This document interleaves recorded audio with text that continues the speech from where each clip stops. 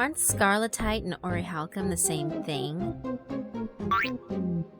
It's possible that the metal could have been brought to ancient Japan from Atlantis, but the way I see it, they developed the metals independently of each other. Michiru was having an enthusiastic debate with Tomoko Okada. She had an occult mania on par with Michiru, or rather, a mania so severe that it could leave even Michiru, who was partial to the field herself, speechless. Naturally, in their respective classes, neither of the two girls had any friends. However, they became acquainted by a chance meeting, and before long became best friends. First of all, this Atlantis thing, it originates from the map done by Anthassinus Kircher, right? Mm-hmm. And in 1666, this Kircher got hold of the famous Voynich manuscript. I know it. The mysterious manuscript that nobody can read. And in that manuscript are the secrets of the mysterious secret society of Rosicrucians. Isn't that amazing? It's a cornucopia of unknown secrets.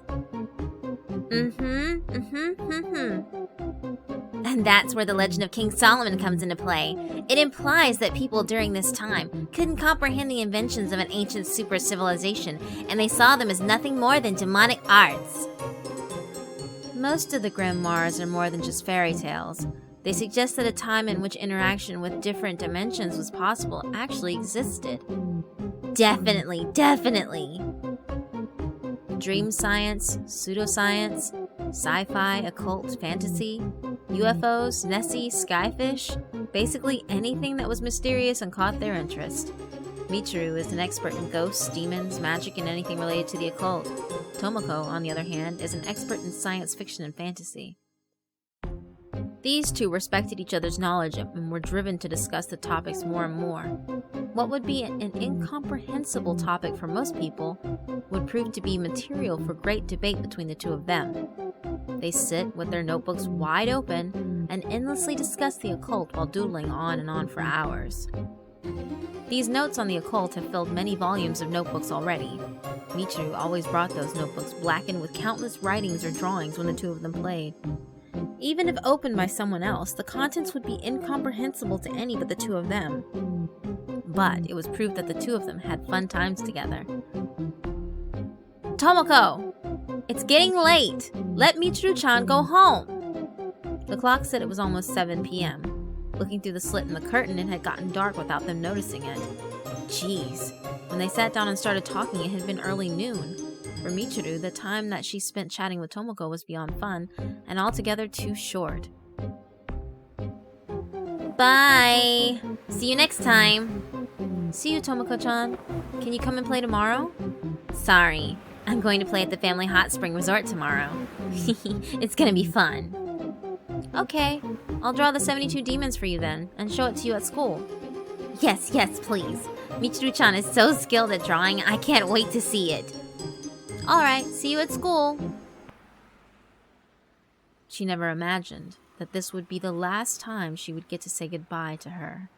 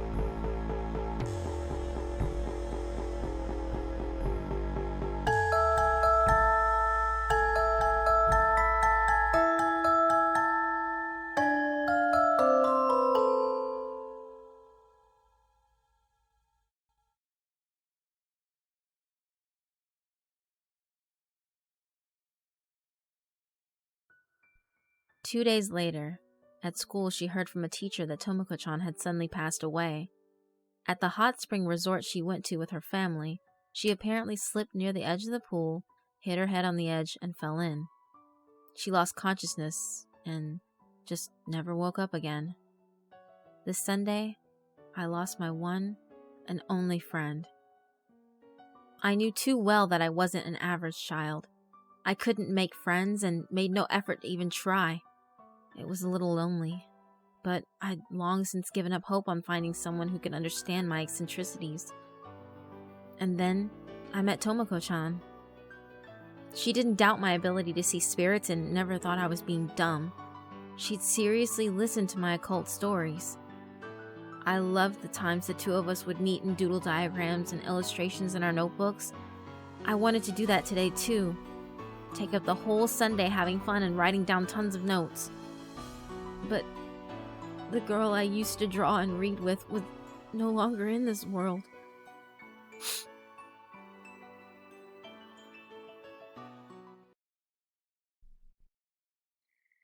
Michiru?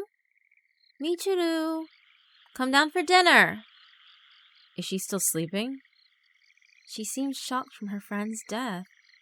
She just can't muster the energy anymore. Ah, Tomoko-chan? She got along with Michiru really well, didn't she? Michiru's parents were looking up the stairwell, discussing their worries.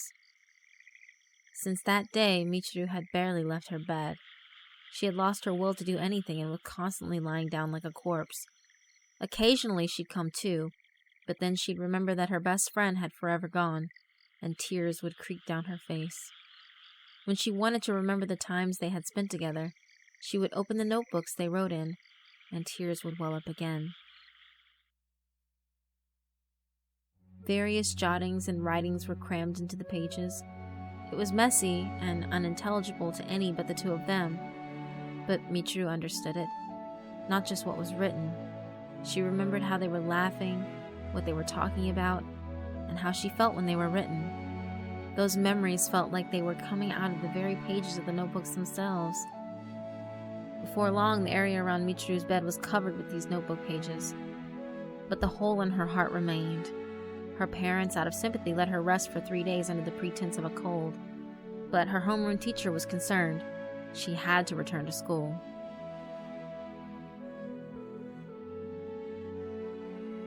When she did return, the Michiru that no one had seen for a few days looked like a different person.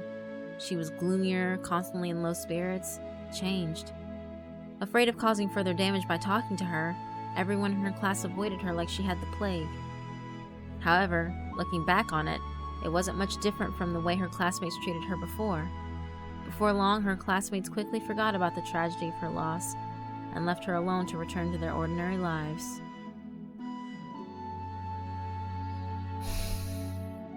But Michiru couldn't go back. Even though she wanted to return to those happy days with Tomoko Okada, she couldn't. During class, she would take out the notebook and revel in the memories. And she would cry. Just yesterday, she thought of Tomoko's smile. It's sad. Time has chosen to leave her lonely self behind, steadily flowing on without her. Eventually, it reached the point where Michiru detested the hustle and bustle. It was noisy. It was interfering. Even when she tried to open her notebooks and remember warm memories of Tomoko, the hustle and bustle kept getting in the way. And so, the wounds in her heart could not heal. She turned page after page, but all that came were tears. But she couldn't help but keep looking at those pages. So today, she's spending her lunchtime behind the school, away from the crowds, reading the notebook while shedding tears. Uryu. Sakanoshin-sama. It was rare for the timid Sakanoshin to leave his shrine to come talk to her, particularly behind the school. Sakanoshin was worriedly looking down at the crouching Michiru. He probably knew everything already. Michiru, please cheer up. Michiru kept her head down, silent. Her parents and teachers kept saying the same things, urging her to cheer up, and she was sick of it. If she could, she would, but Tomoko was no longer there. Don't cry, Michiru. When you're crying, I'm sad. Sakunoshin-sama. Tomoko didn't do anything wrong, right? But she still died from just having a little fall and hitting her head. I can't believe it. I can't believe it at all. But if you keep crying forever, Tomoko will be sad too. Well then, I want to meet with that sad Tomoko again. If I can see Tomoko, I'll stop crying. I want to see Tomoko. I want to see her again so bad.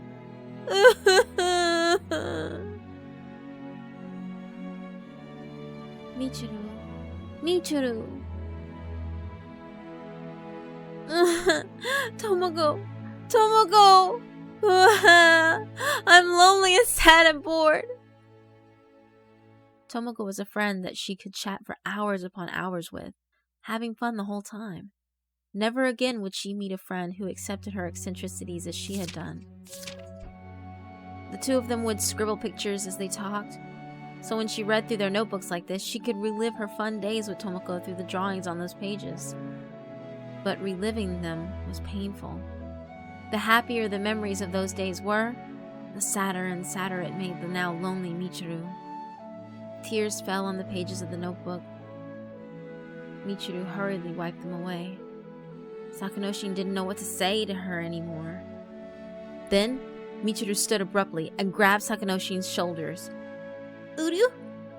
Sakunoshin-sama, can you revive a dead person? What? Sakunoshin's eyes widened in surprise. Sakunoshin is the leader of the animal spirits. Despite his shyness, he probably possessed great power. Surely he'd be able to revive someone, is what Michiru thought. But as his wide eyes would indicate, at least for him, it was impossible. I can't. Reviving dead people is entirely impossible. But if you want to talk with their soul, maybe I could do that. Speaking isn't good enough. She needs to be revived.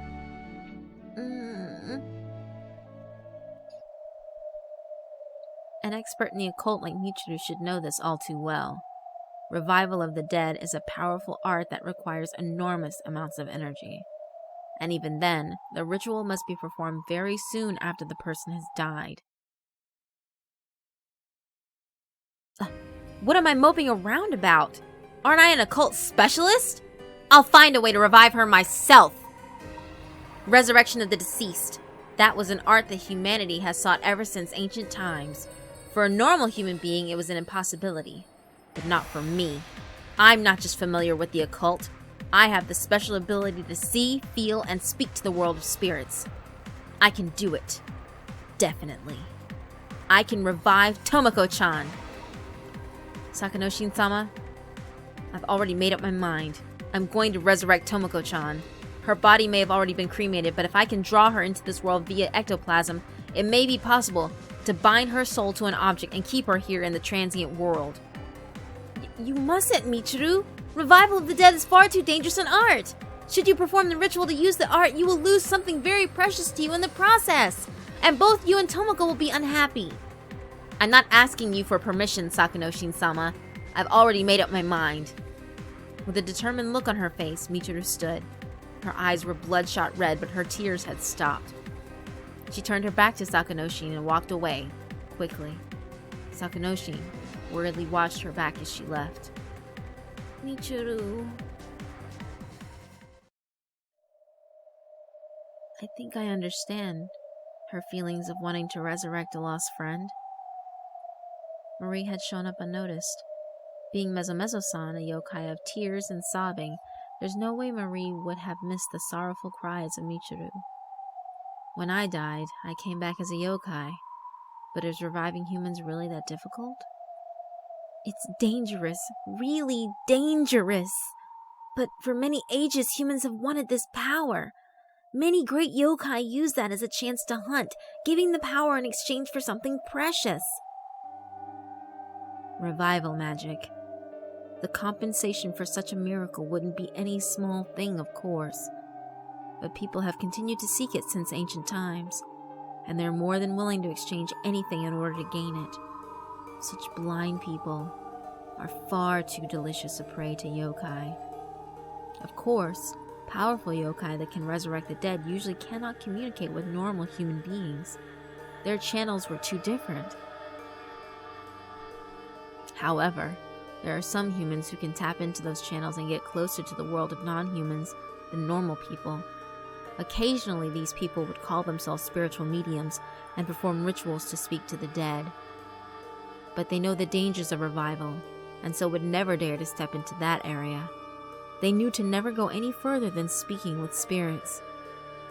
Michiru had that channel closer to those who were not of this world, and if it meant reviving her best friend, she would recklessly enough to sacrifice anything to achieve that. In that sense, she was in an extremely dangerous situation. She really shouldn't tempt strange spirits and yokai, Michiru-chan. After diligently reading through my grimoires, I have found the means to resurrect the dead. I understand all too well that it is an altogether terrible secret art. This art, which operated contrary to the logic of the world, was, in a way, an act of rebellion unto the gods. If she is to succeed, an appropriately large price must be paid. Tomoko-chan is the only one for me. Tomoko-chan was the only one who understood me, and I'll never find another friend like her in my lifetime. This is troublesome. Every spell and ritual I find are impossible for me to do. Fortunately, there were multiple different ways recorded even in modern times to perform resurrection. However, in exchange for bending the world of the living rules, each and every one of them she found required preparations and provisions far beyond what could be realistically done. For Michiru, it was impossible. Except for one last method of resurrection. She would need to summon a powerful being and have it grant her wish. This ability that would be impossible for a normal person was within the grasp of Michiru. I wonder if a being of such great power would allow itself to be summoned so easily. With just a little concentration, Michiru could easily see a low-level spirit. However, this was her first time trying to summon something powerful enough to grant revival of the dead. But I have to do it. For dead spirits, the longer the time after their death, the more difficult it is to summon them forth. There was no time for hesitation. Michiru darkened the room and used every last bit of her knowledge to construct a magic circle capable of summoning that powerful being. She had tried conjuration many times, but had yet to succeed. While she was focusing on the ritual, she heard a strange noise in the room, a snapping sound like that of a small twig being broken in two. Was it the sound of the pillars or ceiling of the house creaking? No, it was a sign of the presence of something supernatural. Michiru concentrated even harder. In an attempt to call in that existence to her magic circle, she focused her mind and soul. Finally, an image of black flame shooting up from the center of the magic circle poured into her mind. She focused harder and harder in order to make that image in her head become a reality. They connected. Their channels connected. That powerful being should be appearing before her right now. She believed it and accepted it. Like narrowing her eyes the way you do to focus on small writing, she had focused her heart and opened the channel. And she succeeded. At last, Michiru brought forth an image of black flames and successfully summoned a powerful being.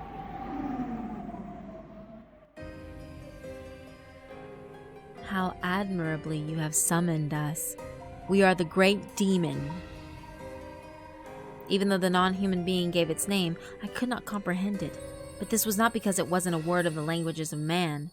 Naturally, this was because in the realm of those with power, merely knowing one's name becomes a way to control them.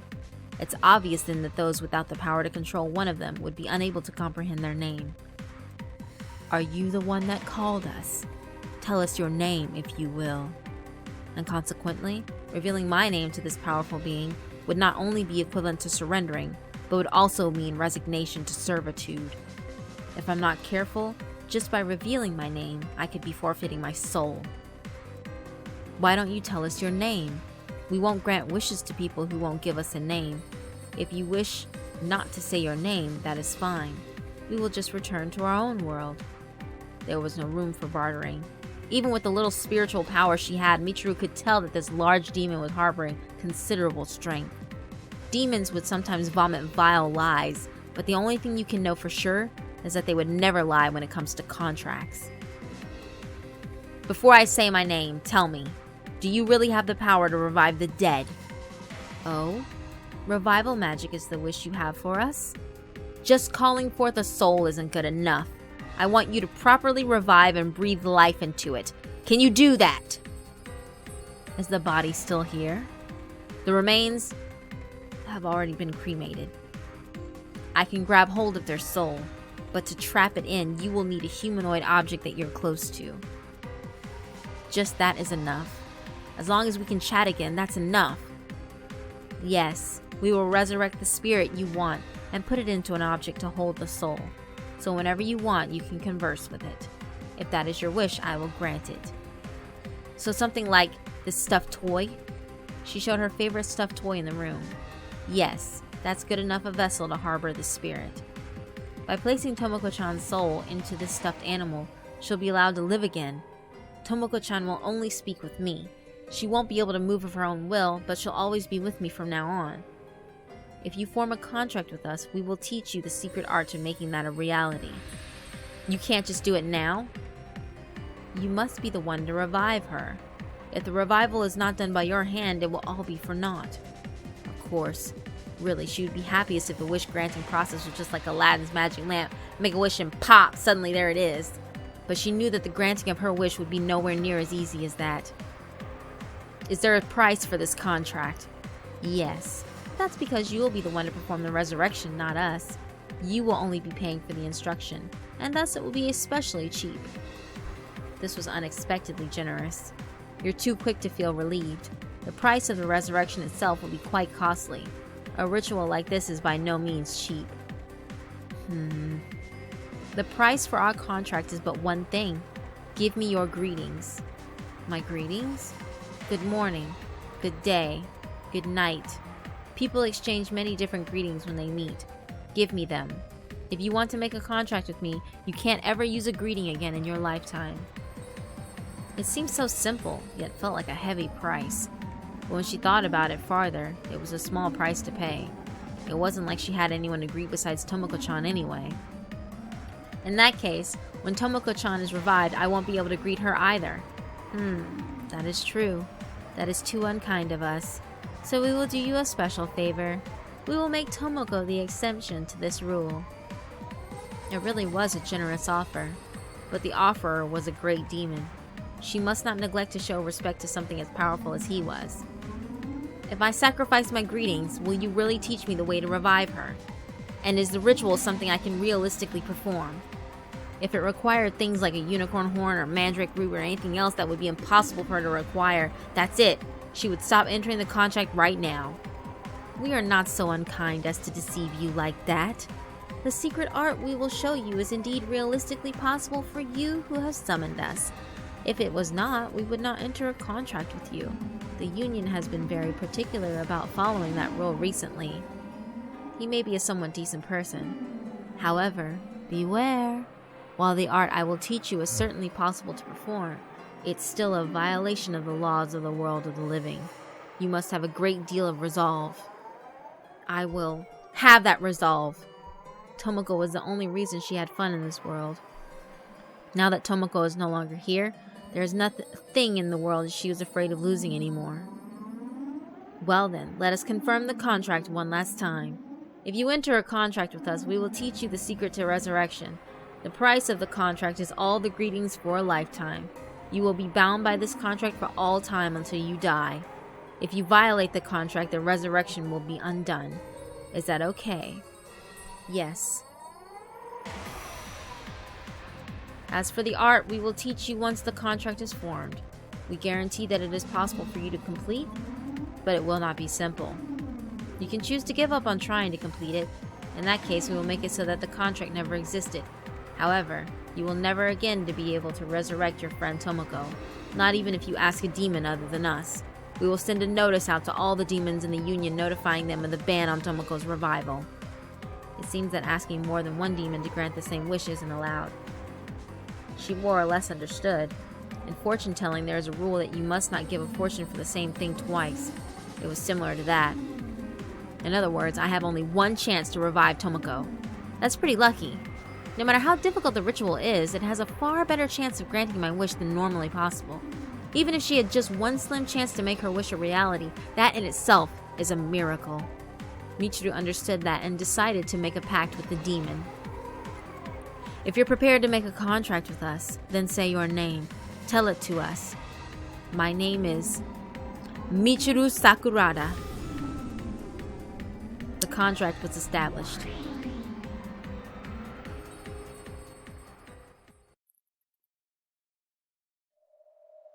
The figure of the demon disappeared.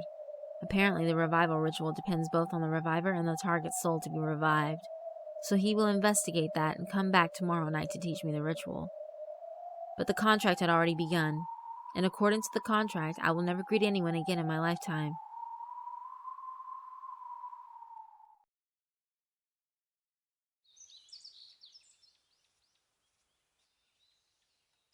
Good morning, Michiru. I made you breakfast. She instinctively wanted to respond with a greeting, but she couldn't afford to, because the contract had started. Fortunately, it was not uncommon for her to forget to say good morning when half asleep. Her mother didn't seem suspicious. Her father was engrossed in the newspaper, so he didn't bother to greet her, which was convenient for her. Without even saying I'm off, I left the house in silence.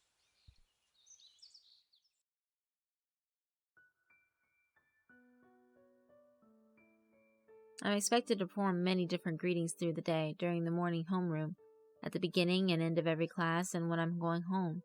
But I could never greet anyone again. But if it meant bringing Tomoko-chan back, it wouldn't be a problem at all. It's a simple task. But this was just the price of learning the resurrection ritual. I can't imagine what price I'll have to pay to actually perform it. Even not being able to greet anyone is an easy rule to break. Keeping it up for an entire lifetime would be hard. I'm fine for now.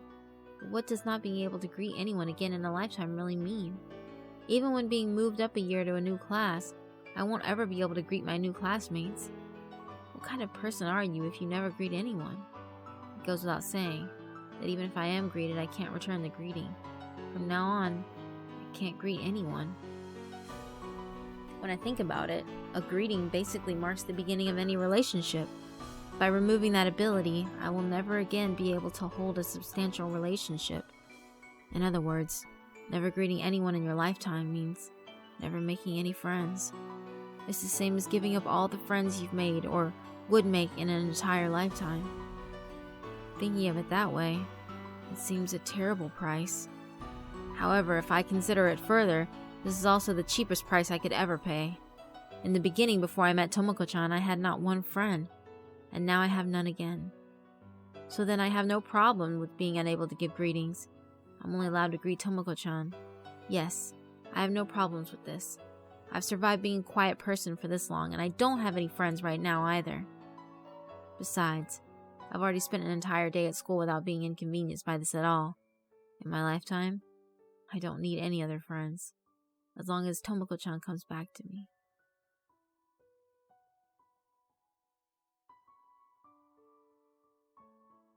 I won't be needing any more friends in my life.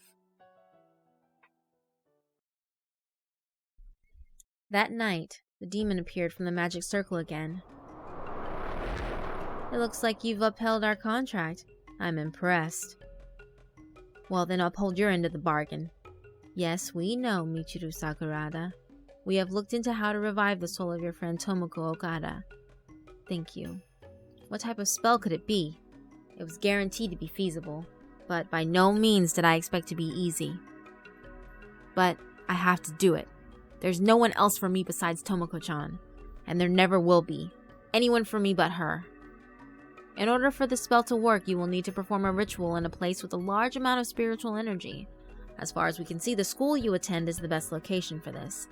All signs point to there being a good spiritual spot being located within your old school building. You will perform the ritual on the roof of that building in the dead of the night. I've sneaked into the old school building before. Many different ghosts gather there, and it's filled with energy from the supernatural world. It would be an ideal place to perform a resurrection ceremony. Draw the arcane circle on that roof and bring forth a cleansing flame. Then, for a brief period, you will be able to summon the soul of Tomoko Okada. And if she can confirm that she is your friend, then you will be able to keep her soul in the mortal world. Draw a magic circle on the roof of the old building and call Tomoko's soul with a cleansing flame. It sounds easier than I had imagined. I'm glad he didn't tell me to sacrifice the heart of a baby or something. Does it sound easier than you imagined? You won't really know until you try. Make sure to draw the magic circle ahead of time. Then prepare a lighter for lighting the cleansing flame. Also, you will need objects with strong memories associated with Tomoko Okada. And the stuffed toy to hold her soul? There's no need to bring it with you. Once the ritual is over, just return home with Tomoko Okada's soul and provide the stuffed toy to her as housing for her soul. Somehow it reminded her of keeping a hamster or something. At least so far it doesn't seem that difficult. Getting into the school building is probably the most difficult part, and she's already done that once before. It's really not even that difficult. Michiru took her prepared drawing of the magic circle, a lighter, and the notebooks packed with her memories of Tomoko and stuffed them into the bag, then set off into the night towards the school.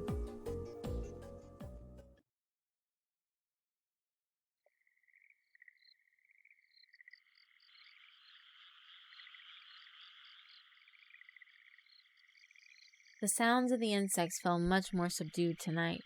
The large building sat silently, bathed in the moonlight.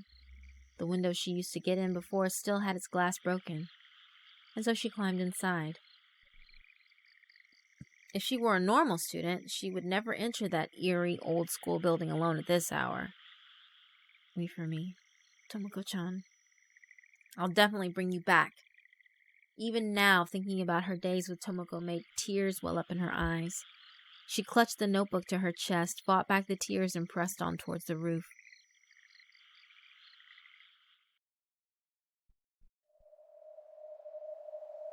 Because of the moonlight, the roof felt better lit than the inside of the school. She opened up the folding paper with the magic circle drawn in it and fixed it in place with 4 stones. Appear, contracted demon. It is I, holder of the contract, Michiru Sakurada. Black flames billowed from the magic circle.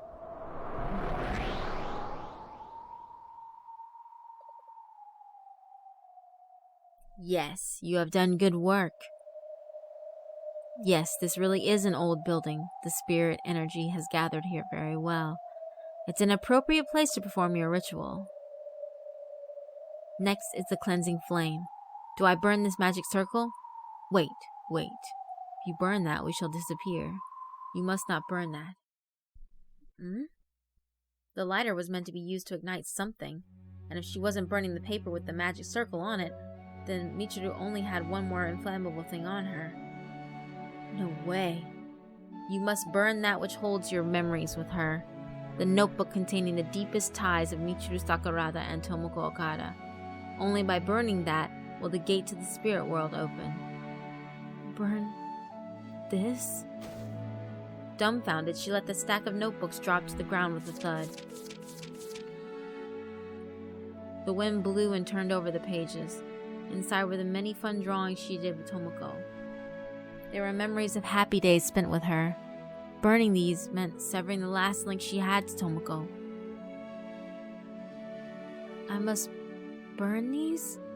Yes. If I burn these, Tomoko will be revived. I'll lose the notebooks containing our memories, but then I'll be able to be with her forever.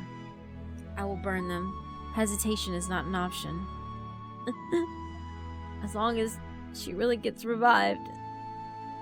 She'll really be revived, right? That is up to you. You must know that revival of the dead is not easy to ask. If you think about it, isn't it very fortunate that all you need to sacrifice to accomplish it is your greetings and your notebooks? I understand. For the price of a miracle, burning these notebooks, never greeting anyone again, and never making a new friend, It was all a piece of cake. I don't need it. I don't need any of it. If it means Tomoko-chan can come back, I don't need any of it. Michiru held the flame of the lighter up to the corner of the notebooks. When she did so, they went up in flames like a stack of old newspapers, burning up in a soft blue flame.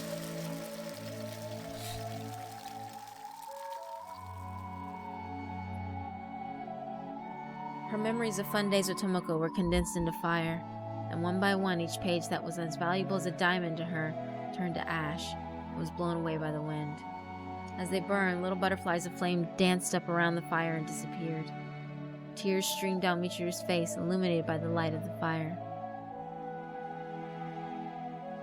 Is this alright? When the fire finally went out, there was nothing left of the notebooks. Michiru wiped her eyes and showed the demon in the black flames her determination. Yes, that will work fine for your cleansing flame. Now the power will continue to rise, the gate to the spirit world will open, and you can call Tomoko Okada's soul. Where it comes, here it comes.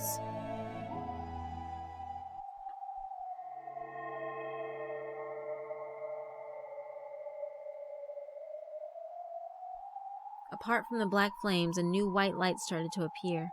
Black flames are an ominous sign associated with demons, but this was different. This pure white light.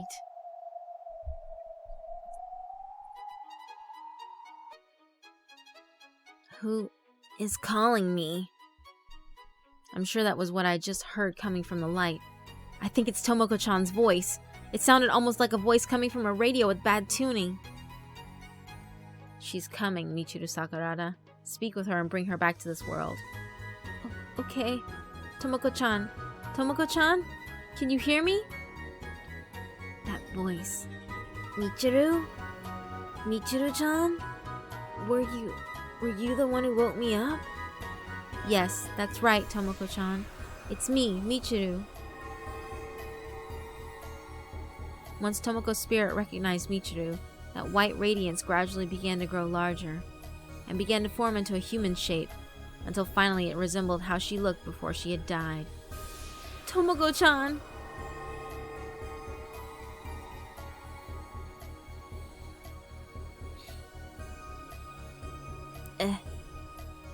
For a while, Tomoko was surprised at her own form. For someone who ought to be dead, it was surely unbelievable that she was once again exchanging words with somebody in the living world. After confirming the existence of her arms and legs, Tomoko looked up at Michiru. Mr. Demon, how did I tie Tomoko-chan and Tomoko-chan's spirit to this world? Yes, you'll just need to confirm your friendship. The standard procedure to do so is generally a handshake. Tomoko-chan, shake my hand! That way you can stay here in this world! Michiru held out her hand. Tomoko just stared at it.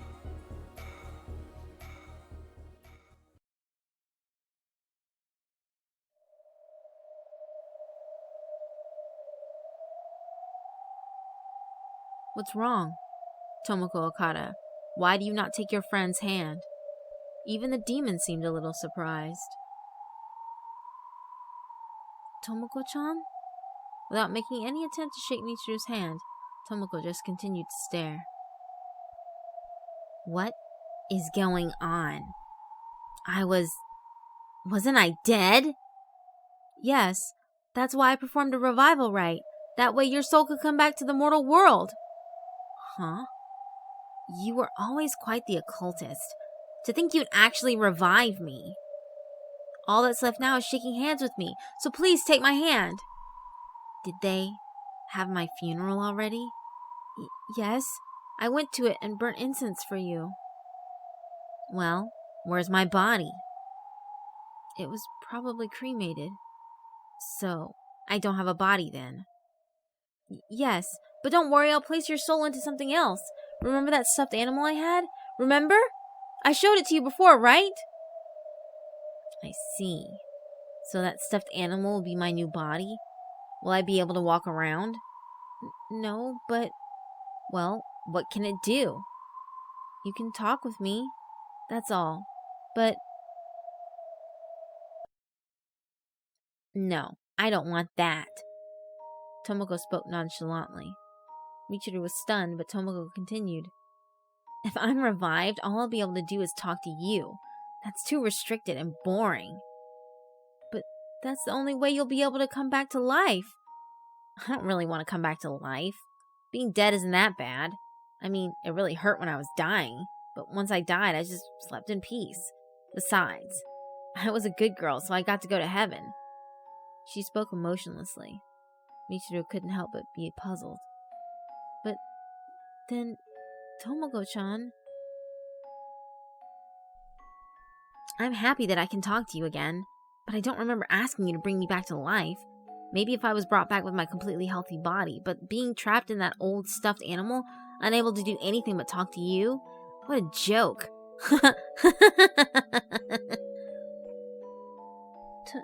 Tomoko-chan, how long are you gonna hold your hand out? Do you think I'm gonna take it? I'm not.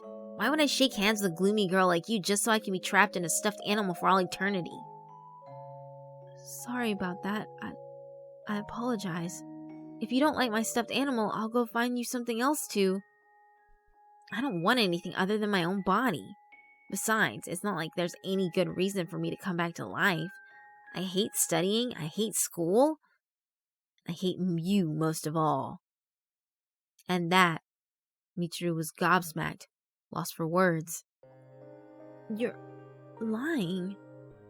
I'm not. True, in the beginning I thought you were a little interesting, but you were so annoying. Every day you'd hang around me, pestering me. But it seemed like if I was mean to you, you would curse me. If I were to shake your hand now, I'd probably contract a bunch of gross sores. Harsh words, coldly poured from Tomoko's mouth, who Michiru had believed to be her friend. Michiru felt her eyesight blur white. What is the meaning of this, Mr. Demon? Yes, it seems the soul, having been freed from its bonds, is finding it easier to talk about its true feelings. As a result, her tone has changed quite a bit since she was alive. So, these are Tomoko-chan's true feelings? Michiru-chan, I was really only interested in you at the beginning. After that, you were just manipulative. A real bother to me. And now you've come to trouble me even after I died. Seriously, just leave me be. You're being so annoying. Down Michiru's dirty cheeks, covered in ash from the fire, streamed a line of tears. She wiped the tears from her eyes, casting her eyes down at the floor. I'm sorry. Even though you were finally asleep, I came and bothered you again. I'm going back to sleep. I'm really tired. Don't wake me up again. Just promise me that much. Yeah, I promise. Also, can you throw away those notebooks of ours? We wrote such painfully dumb stuff in them. It'd be really embarrassing if other people were to see them. Yeah, don't worry. They're all gone already. She had burned every last one of their notebooks to call forth Tomoko's soul. But that might be for the best. Tomoko was going back to sleep. She was dead after all. I was the only one who hadn't let go. It might be for the best that the notebooks that reminded me of her were gone. What she's saying is all true. I thought that putting her soul in a stuffed toy and talking to her every day would make her happy, but from her point of view, that would be a terrible inconvenience. It was nowhere near a good enough reason to wake her up from her deathly slumber. Moreover, she doesn't see me as her friend at all. That's all the more reason for her to decline.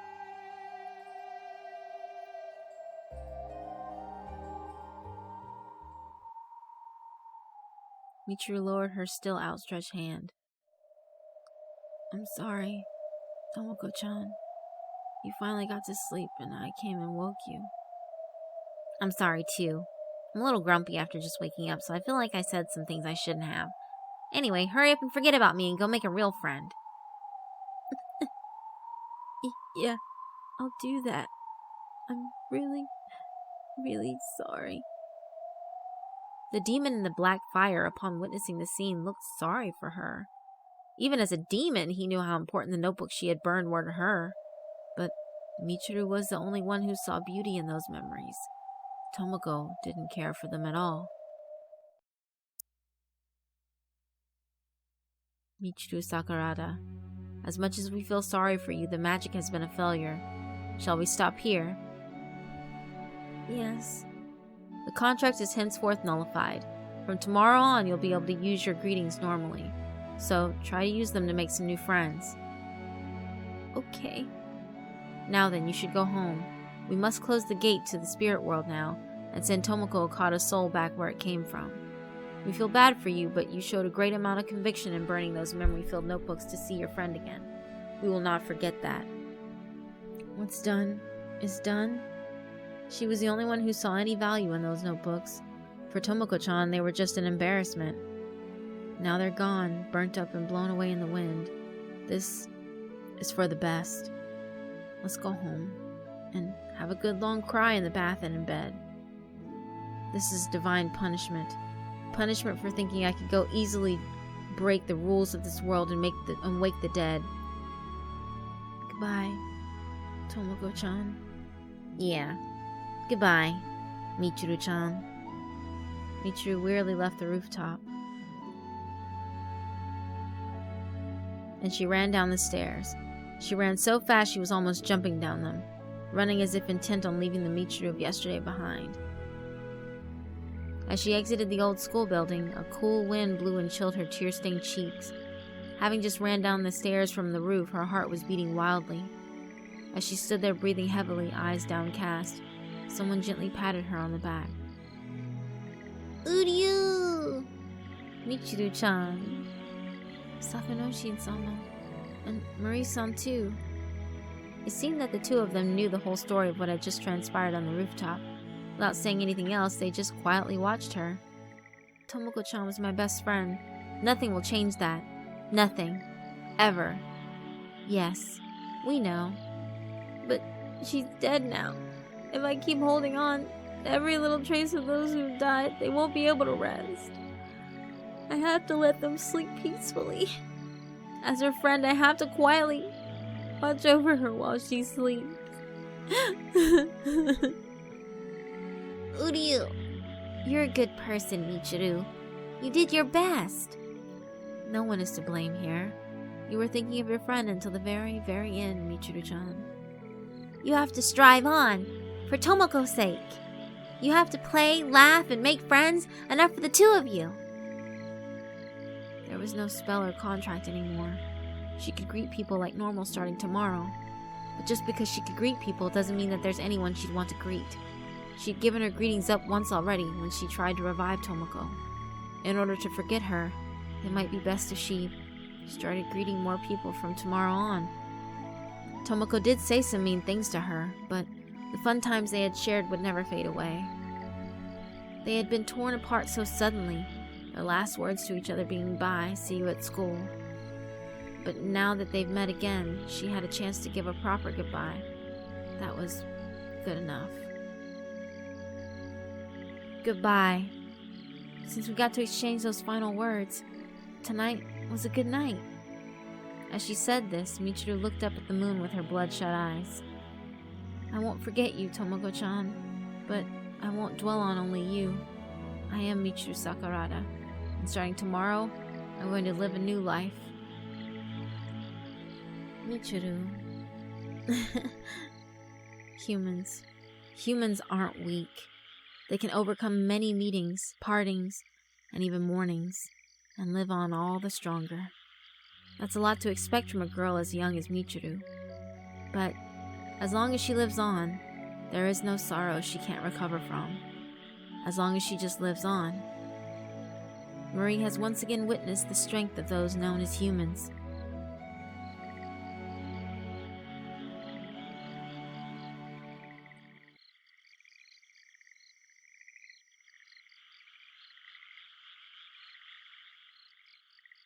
They may have to cry a lot, but they'll always bounce back. That's what makes a human. Higanbana gracefully appeared on the old school building rooftop. The demon and the black flames and Tomoko's soul were still both on the rooftop with her.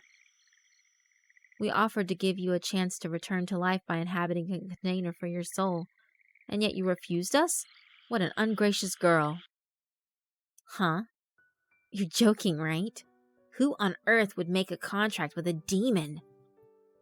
You know firsthand just how lonesome the world of the dead is, and yet you still insist on staying there?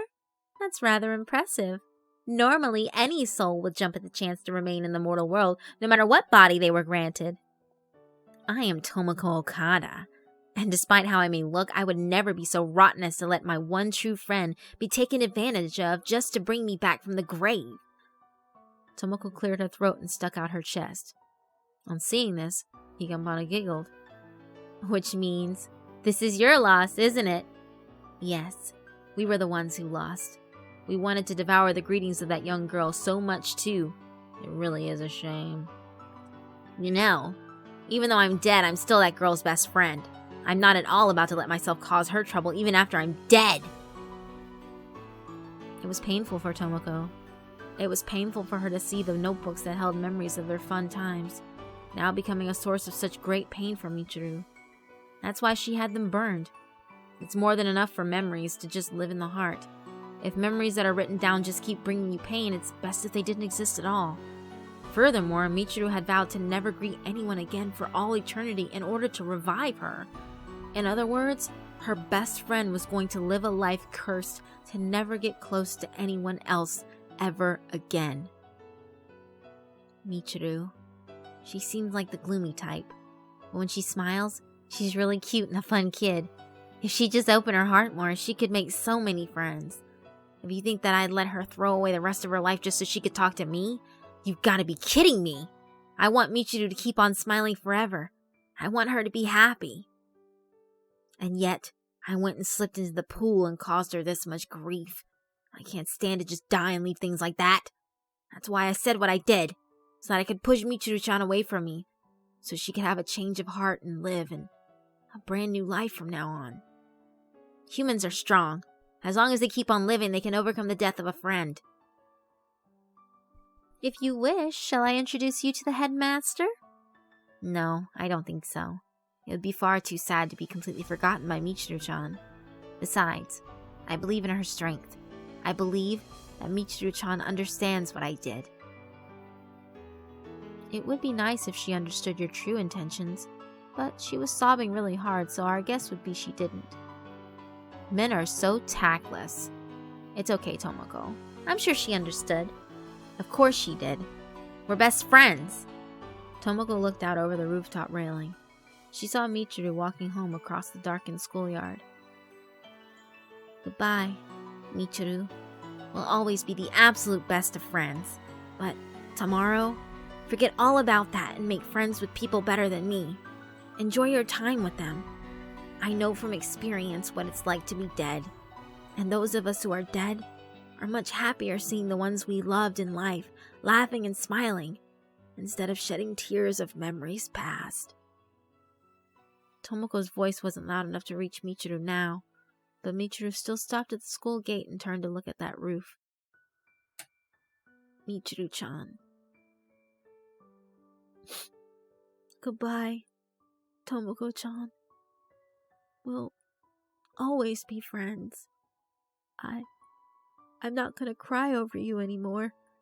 So, rest peacefully, okay? Sure thing.